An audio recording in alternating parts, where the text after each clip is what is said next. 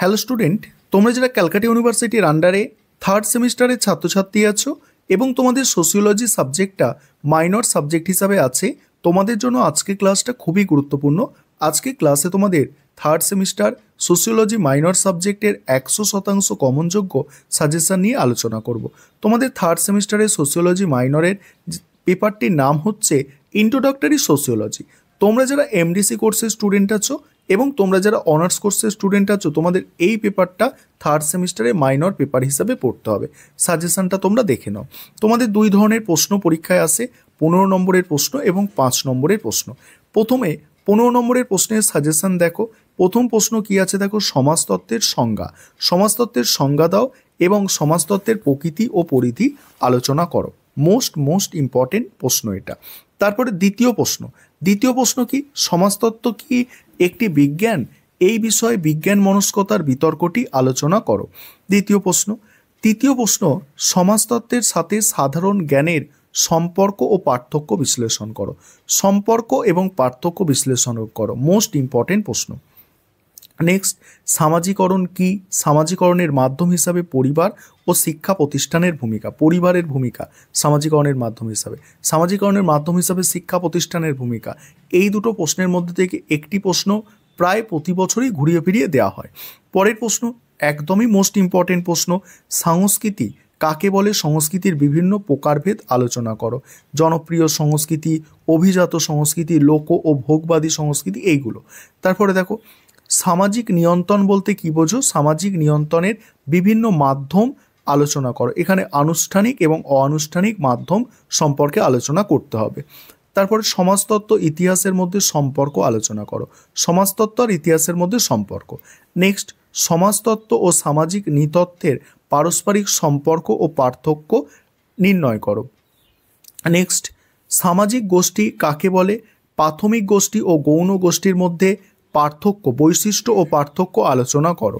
পরের প্রশ্ন, সম্প্রদায় ও সংঘ বা সমিতির সংজ্ঞা দাও, এদের মধ্যে পার্থক্যগুলি আলোচনা করো। আর পরে সাজেশনের বাকি অংশটুকু আলোচনা করছি। তার আগে একটা বিষয় তোমাদের বলি, তোমাদের জন্য থার্ড সেমিস্টারের সোশিওলজি মাইনরের স্টাডি মেটেরিয়াল রেডি আছে। তোমরা যারা স্টাডি মেটেরিয়াল পারচেস করতে চাইছো, অবশ্যই তোমরা স্ক্রিনে দেওয়া নম্বরে যোগাযোগ করবে।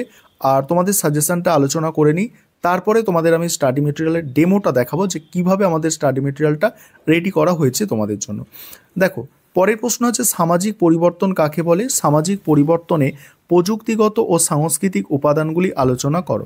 নেক্সট, সামাজিক সচলতা কি? সামাজিক সচলতার বিভিন্ন ধরন বা প্রকারভেদগুলি উদাহরণসহ লেখো। নেক্সট, সামাজিক বিচ্যুতি কি? সামাজিক বিচ্যুতির কারণগুলি বিশ্লেষণ করো। সংস্কৃতি ও ব্যক্তিত্বের সম্পর্ক আলোচনা করো। নেক্সট, সমাজতত্ত্ব ও রাষ্ট্রবিজ্ঞানের মধ্যে সম্পর্ক আলোচনা করো। এবারে 5 নম্বরের প্রশ্ন। 5 নম্বরের জন্য যে প্রশ্নগুলো তৈরি করবে সেগুলো এবারে তোমরা দেখে নাও। দেখো, প্রথম প্রশ্ন আছে, দেখো, মর্যাদা ও ভূমিকার সম্পর্ক ও পার্থক্য। নেক্সট, সামাজিক মানদণ্ড বা প্রথা এবং মূল্যবোধের মধ্যে সম্পর্ক কি? নেক্সট, বহু সংস্কৃতিবাদ বলতে কি বোঝো?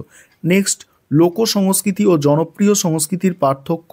নেক্সট, সামাজিকরণের মাধ্যম হিসাবে গণমাধ্যমের ভূমিকা। পরের প্রশ্ন, সামাজিক নিয়ন্ত্রণের মাধ্যম হিসাবে ধর্ম অথবা আইনের ভূমিকা। নেক্সট, সমাজতত্ত্বের উৎপত্তি সম্পর্কে সংক্ষেপে লেখো।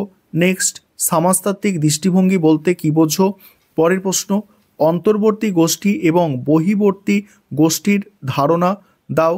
সমাজতত্ত্ব ও মনোবিজ্ঞানের মধ্যে সম্পর্ক সংক্ষেপে লেখো।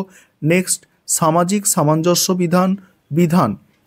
সামঞ্জস্য বিধান বা অনুবর্তিতা কি?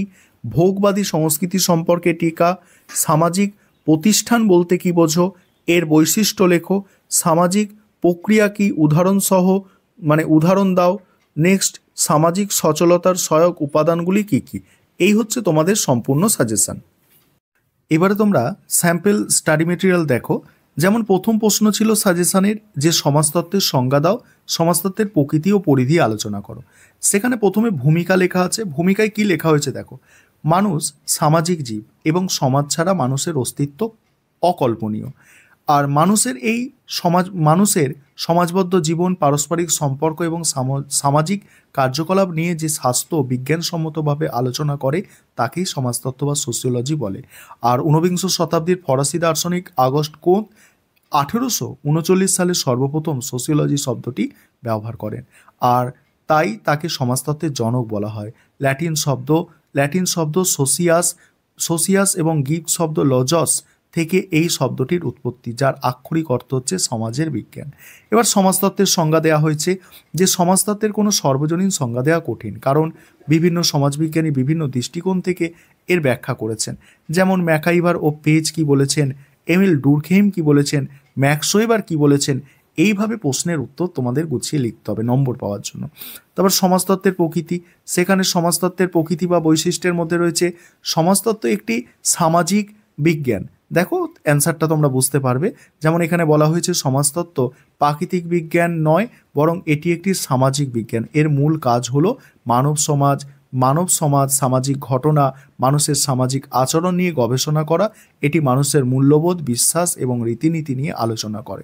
তারপর বস্তুনিষ্ঠ বিজ্ঞান, আদর্শনিষ্ঠ নয়। এখানে দেখো এইভাবে তোমাদের জন্য কিন্তু স্টাডি মেটেরিয়াল তৈরি করা হয়েছে। তারপরে সমাজতত্ত্বের পরিধি আছে, পরিধি দেখে নাও, এইভাবে পরিধি বিশ্লেষণ করা হয়েছে এবং উপসংহার দিয়ে প্রশ্নের উত্তর শেষ করতে হবে। তারপর সমাজতত্ত্ব কি একটি বিজ্ঞান, এইভাবে দেখো সমাজতত্ত্ব কি একটি বিজ্ঞান, এই প্রশ্নের উত্তরটা দেখো। এইভাবে তোমাদের স্টাডি মেটেরিয়াল রেডি করা হয়েছে। তোমরা যারা স্টাডি মেটেরিয়াল পারচেস করতে ইচ্ছুক আছো, অবশ্যই তোমরা যত তাড়াতাড়ি পারো স্টাডি মেটেরিয়াল পারচেস করে তোমরা কিন্তু তোমাদের স্টাডি শুরু করে দিতে পারো।